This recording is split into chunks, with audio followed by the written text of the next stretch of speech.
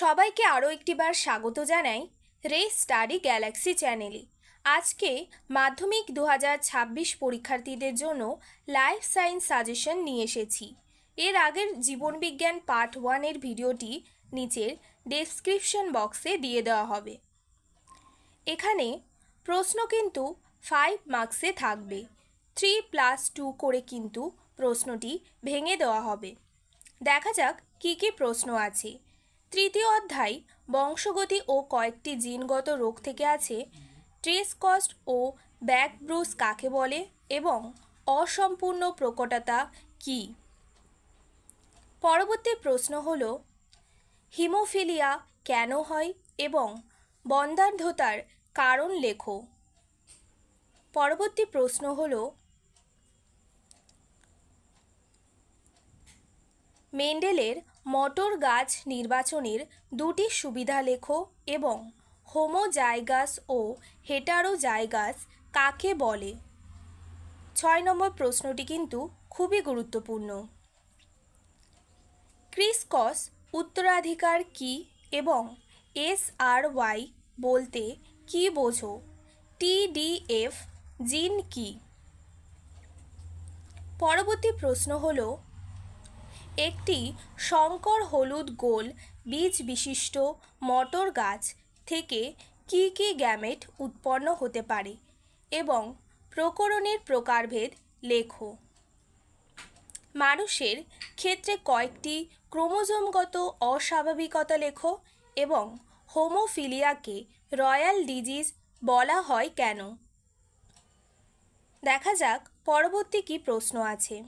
কোন কোন ক্রোমোজোমের কারণে থ্যালাসেমিয়া রোগের সৃষ্টি হয় এবং রক্ততঞ্চন মানবদেহের কোন হরমোন ক্ষরণকে প্রভাবিত করে। পরের প্রশ্নটি হল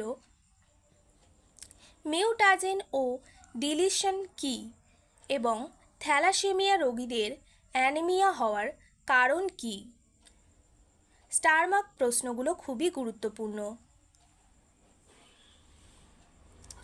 হোল্যান্ড্রিক জিন কি, তার সাথেই আছে স্পিনোমেগালি কি এবং মিউল্যাটো কি।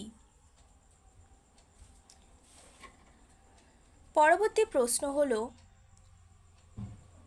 চতুর্থ অধ্যায় থেকে আছে অভিব্যক্তি ও অভিযোজন থেকে উটের আরবিসির বৈশিষ্ট্য কি এবং ক্যাকটাসের দুটি অভিযোজন উল্লেখ করো। পরবর্তী প্রশ্ন হল নিষ্ক্রিয় অঙ্গ কাকে বলে, উদাহরণ দাও এবং রুই মাছের পটকার গুরুত্ব লেখো।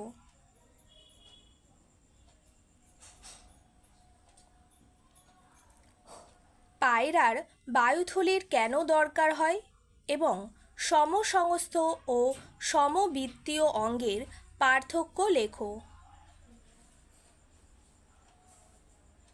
দেখা যাক পরের প্রশ্ন কি। অভিব্যক্তিতে জীবাশ্মের ভূমিকা কি এবং অভিসারী ও অপসারী অভিযোজনের পার্থক্য কি।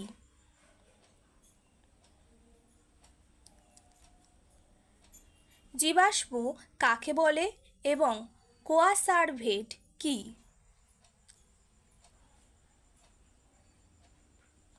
পরবর্তী প্রশ্ন হল জীবাশ্ম ও জীবন্ত জীবাশ্মের মধ্যে পার্থক্য কি এবং হট ডিলুইড সোপ কি। পরবর্তী প্রশ্ন হল নয়া ডারউইনবাদ কি এবং মিসিং লিঙ্ক কাকে বলে, উদাহরণ দাও।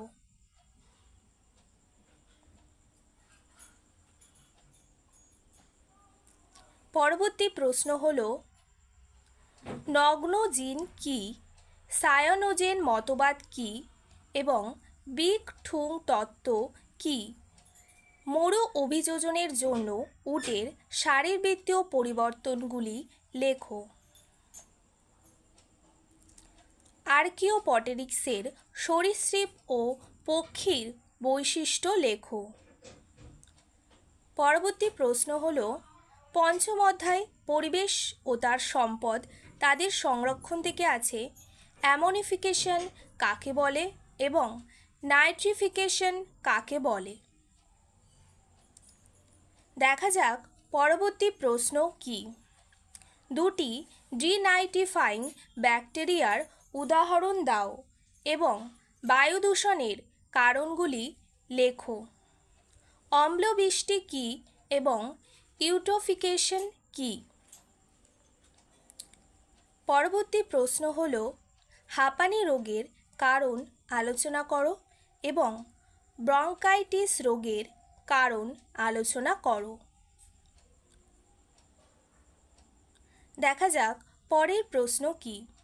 জীববৈচিত্র্য সংরক্ষণে JFM এর ভূমিকা আলোচনা করো এবং ক্রায়োপ্রিজারভেশন কি?